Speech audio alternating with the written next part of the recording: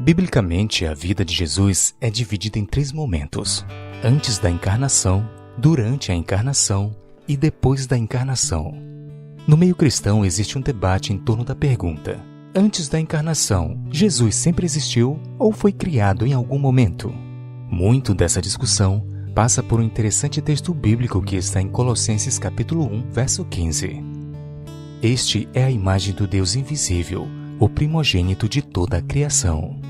Baseado neste texto, muitos afirmam que Jesus foi o primeiro ser criado por Deus. Tal concepção está baseada na interpretação de que o primogênito da criação seria o primeiro ser que foi criado. Porém, tal interpretação não é tão correta à luz do contexto bíblico por algumas razões. Primeiro, a palavra grega para primogênito protótokos não significa necessariamente o primeiro. Ela tem outro significado, e nem sempre ela se refere a alguém que nasceu primeiro. Um exemplo claro disso é o rei Davi, que no Salmo 89 é chamado de primogênito, embora fosse o filho mais novo da família. Para se entender melhor este assunto, é importante destacar que no contexto hebraico, a primogenitura estava associada ao filho mais importante da família, e não necessariamente o primeiro. Assim, Davi foi considerado o primogênito, pois, embora não tenha sido o primeiro a nascer, foi o filho mais importante de sua linhagem. Então, voltando ao texto bíblico, quando se afirma que Jesus foi o primogênito da criação, não quer dizer que ele foi o primeiro a ser criado, mas que na obra da criação, ele foi o ser mais importante.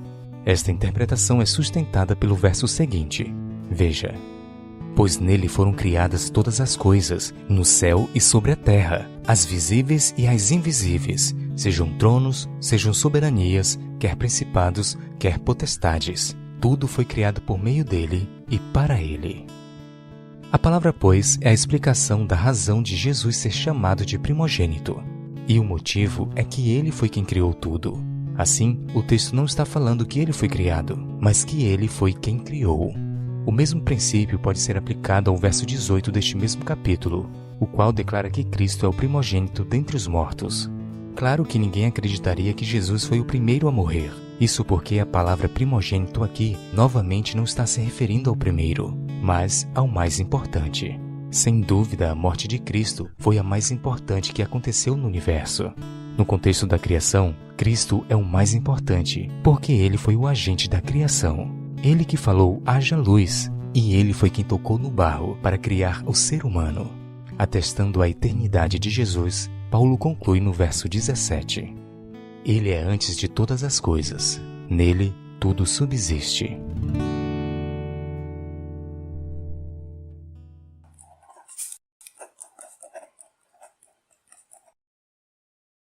Vem estudar medicina aqui!